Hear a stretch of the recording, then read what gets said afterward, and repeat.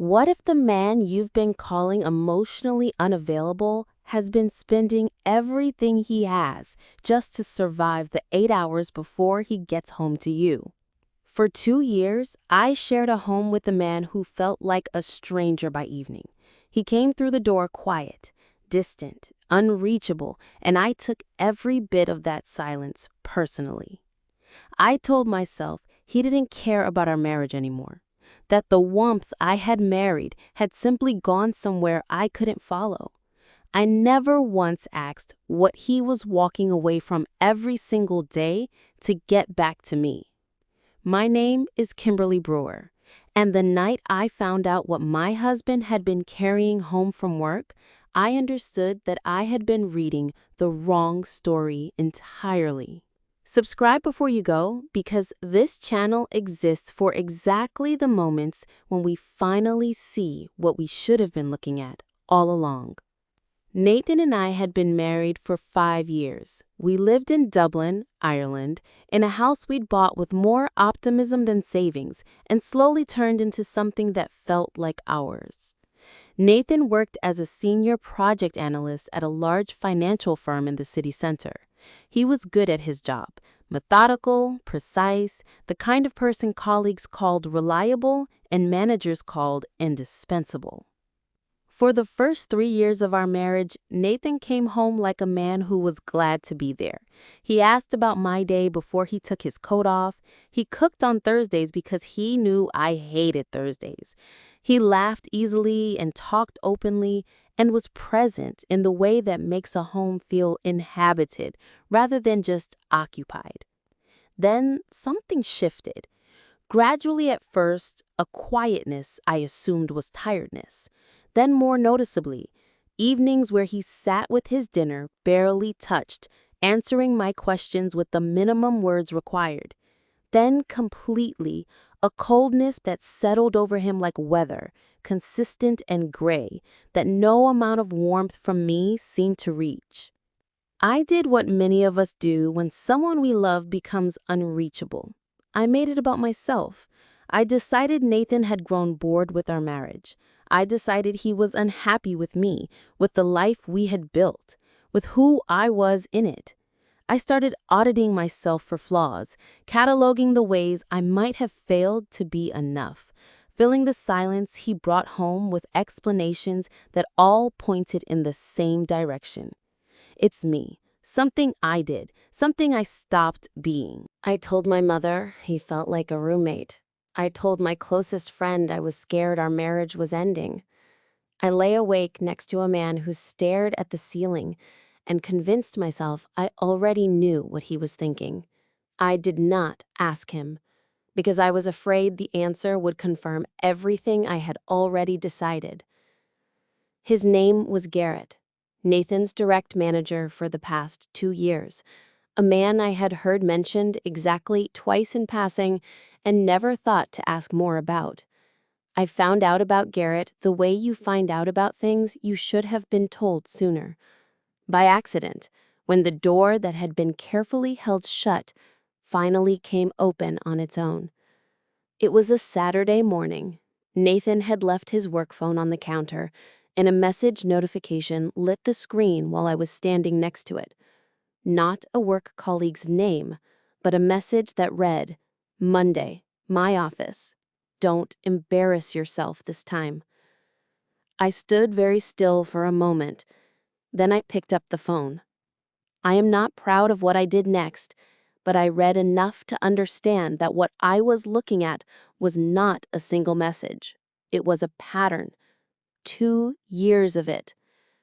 Before I tell you what I found, subscribe right now, because what was in those messages reframed every cold evening, every untouched dinner, every night my husband stared at the ceiling in a way I was not prepared for. Garrett managed Nathan the way certain people manage, not through leadership, but through erosion. The messages went back 22 months. Dismissals of Nathan's work in front of the wider team, documented in forwarded email threads Nathan had saved. Instructions to redo completed projects without explanation.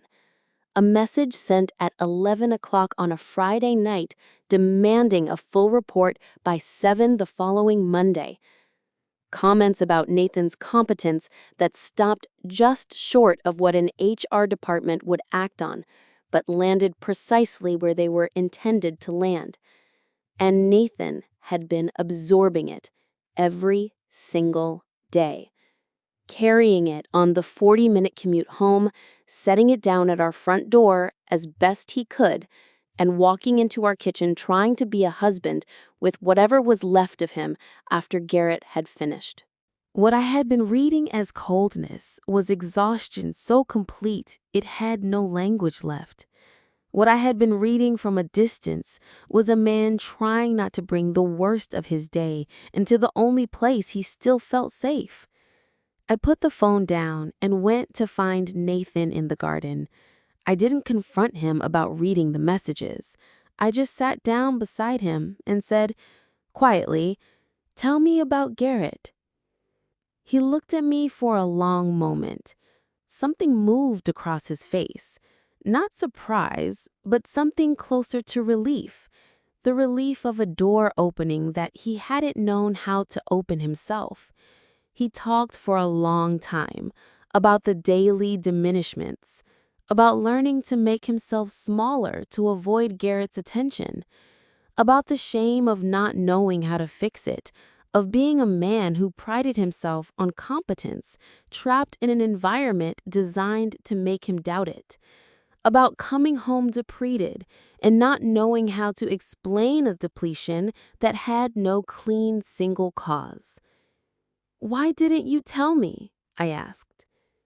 "Because I didn't want you to see me like that," he said.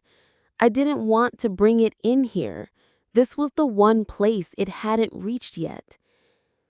I had spent 2 years reading his protection of our home as rejection of me.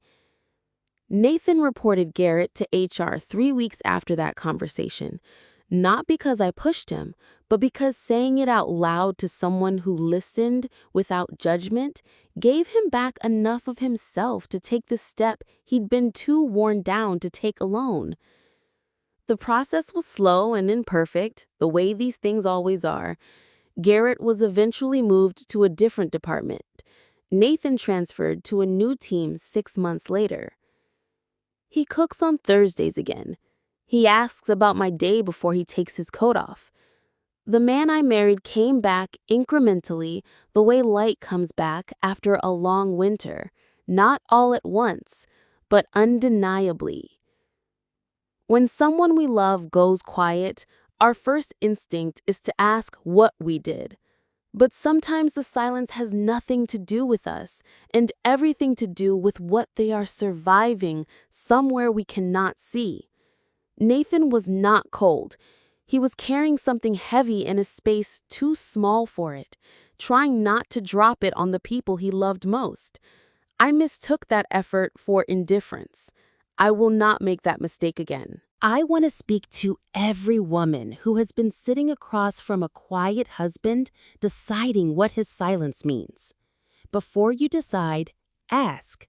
Not accusingly, not as a test, just genuinely, with the door open, the way Kimberly finally did in that garden. Tell me what you're carrying right now. I want to know. Toxic workplaces do not stay at the office. They come home in the posture of the person you love.